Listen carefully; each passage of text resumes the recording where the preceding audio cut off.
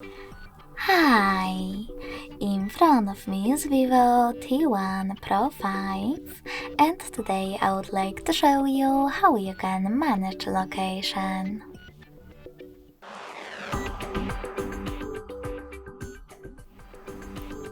First of all, go into Tab menu.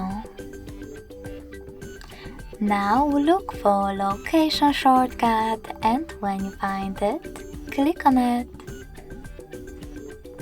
As you can see, mine is now gray.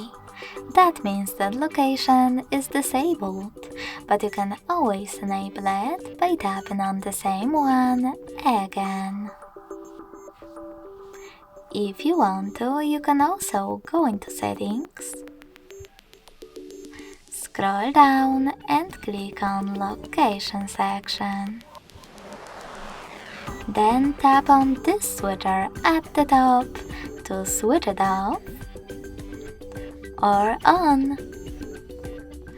Thanks so much for watching. If you enjoyed this video, don't forget to leave a like, comment and subscribe. Bye!